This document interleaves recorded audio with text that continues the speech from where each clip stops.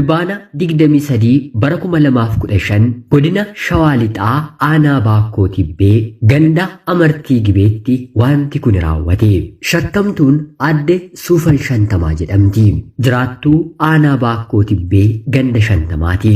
Abbaa warraa ishee Shuumaa Abarraa kan jedhamu gaafa guyyaa fulbaana 8 bara 2015 halkan keessaa sa'a 8 irratti ilmoo mooyyeetiin saggoo yookiin immoo morma isaa karaa bitaa rukutuun abbaa warraa ishee ni ajjeefti.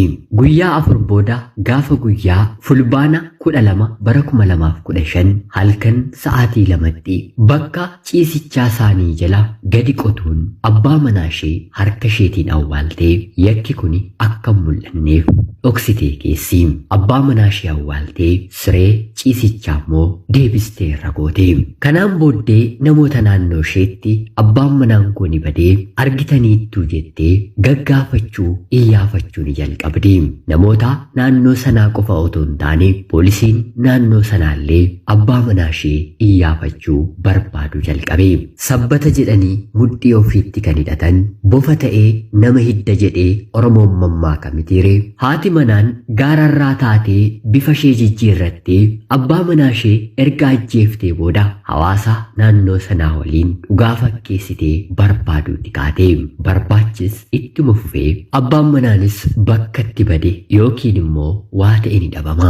Ijji gamnaa dura boossi jedhu mitiire. Hawaasni naannoo sanaa deebisee haadha manaa yookiin immoo dubartii kana dubbii afaan isheetiin shakkuu jalqabe.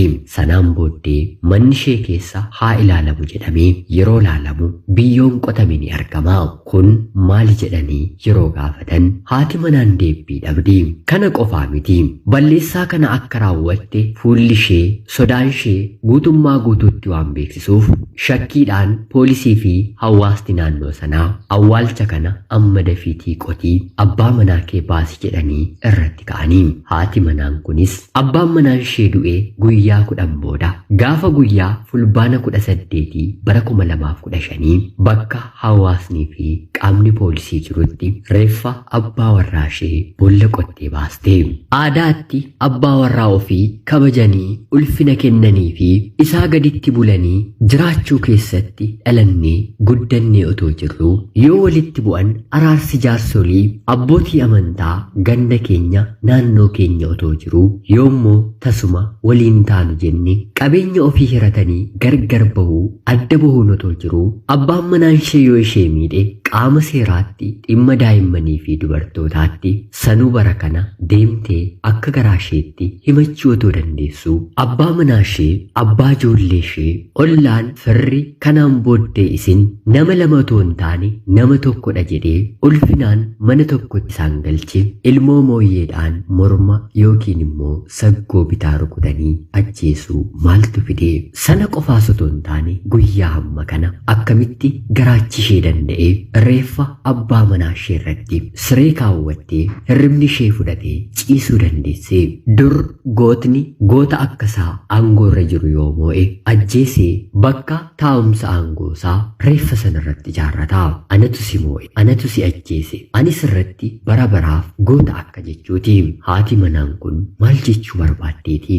Abbaa manaa ishee waggootaa waliin jiraatte mootee ajjeesuun ishee harka ishee bitaa kutuun ishee moo'icha isa kam aangoo isa kam isatti argisiisuu fi biyya kana keessa karaa tokkoon dhalli namaa lubbuunsaa siyaasaan guyyaa guyyaan kumaataman harcaa jira otoo jennee boonyu kunis kan hin dhagahamne gurraa faaraa kan ta'e abbaa manaa ofii ajjeesuu sanarra immoo manuma ofii keessatti awwaaluu otoon sodaatiin yakka kana jalaa miliquuf hawaasa naannoo abbaa manaa koo hin bade jechuun barbaachisuuf yaaluu gara jabeenya akkamiiti?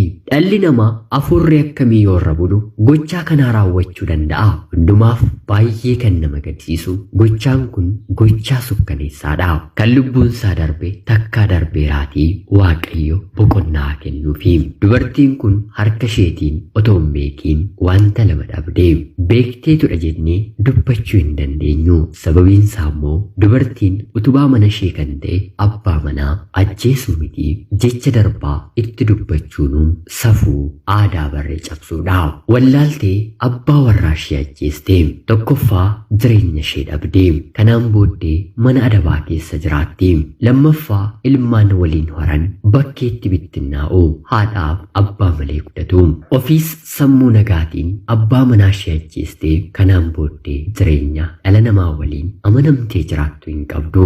Odeeffannoon mana murtii yoo nagahee dubbii kana isiniif hin gabaasaa. Amma qabamtee to'annoo jala mana adabaa jirti. Barri nuti keessa jirru kun bara baay'ee ulfaataa. Haati manaan abbaa manaa irratti garaa jabaatte abbaan ijoollee isaa jibbe namni dur dhaabbiitiin kan fannifamu amma garuu gadi galagalchanii kan fannifaman bara hamaa bara garii galagalaa keessa jirra. Gochaawwan hammeenyaa bor nurratti akka raawwanne harki keenya akka raawwanne wabii hin qabnu. Yaa Rabbii gochaa akkanaa hammeenyarraa nu eegi jennee kadhachuu tammumaan nurraa eegama. Qophiin guyyaa har'aaf